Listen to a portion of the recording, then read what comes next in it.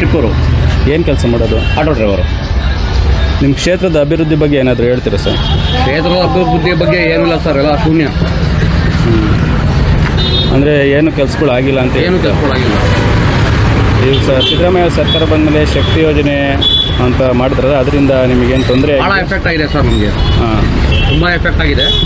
ಶಕ್ತಿ ಯೋಜನೆ ಅಂತ ಬಂದು ಎಲ್ಲ ಮಾಮೂಲಿ ಆಟೋದಲ್ಲ ಹೋಗೋರಲ್ಲ ಫ್ರೀ ಅಂತ ಹೇಳಿ ಪೂರ ಅವರೆಲ್ಲ ಪೂರ ಬಸ್ಸಲ್ಲೇ ಹೋಗ್ತಿದ್ದಾರೆ.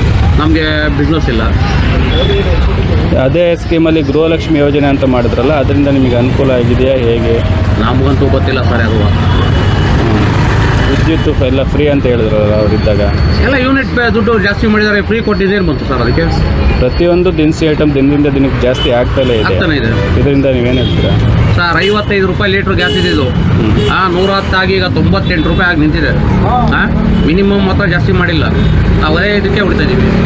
ಒಂದೇ ಸರ್ಕಾರದಲ್ಲಿ ಇಷ್ಟು ದಿನ ಸಿದ್ದರಾಮಯ್ಯನವರು ಇದ್ದರು, ಮತ್ತು ಅದೇ ಸರ್ಕಾರದಲ್ಲಿ ಡಿ ಕೆ ಶಿವಕುಮಾರ್ ಬದಲಾವಣೆ ಆಗಿದೆ. ಇದ್ರ ಬಗ್ಗೆ ಏನು ಹೇಳ್ತೀರಿ ಸರ್? ಇದ್ರ ಬಗ್ಗೆ ಇವರಾರ ಬಂದ ಮೇಲೆ ಏನಾರ ಒಳ್ಳೇದು ಮಾಡ್ತಾರೋ ಏನೋ ನೋಡೋಣ. ಡಿ ಕೆ ಶಿವಕುಮಾರ್ ಬಂದ ಮೇಲೆ ಸ್ಟೂಡೆಂಟ್ಗಳಿಗೆಲ್ಲ ಫ್ರೀ ಪಾಸ್ ಅಂತ ಮಾಡಿದ್ದಾರೆ. ಇದರಿಂದ ಏನು ಅದು ಒಳ್ಳೆಯದು. ಸ್ಟೂಡೆಂಟ್ಗಳಿಗಾದರೆ ಫ್ರೀಯಾಗಿ ಓಡಾಡೋದಕ್ಕೆ ಅದು ಒಳ್ಳೆಯದು. ಪಾಪ ಬಡವರು ಮಕ್ಕಳು ಇರ್ತಾರೆ, ಅದೆಲ್ಲ ಒಳ್ಳೆಯದಿದೆ. ಒಟ್ಟಿನಲ್ಲಿ ನಿಮ್ಮ ಕ್ಷೇತ್ರದಲ್ಲಿ ಅಭಿವೃದ್ಧಿ ಕೆಲಸಗಳು ಬಾಕಿ ಇದೆ, ಇನ್ನೂ ಆಗಬೇಕಾಗಿಲ್ಲ, ತುಂಬ ಇದೆ ಅಂತ ಹೇಳ್ತಾರೆ. ಇದಾಯ್ತು. ಓಕೆ ಸರ್, ಧನ್ಯವಾದಗಳು. Thank you.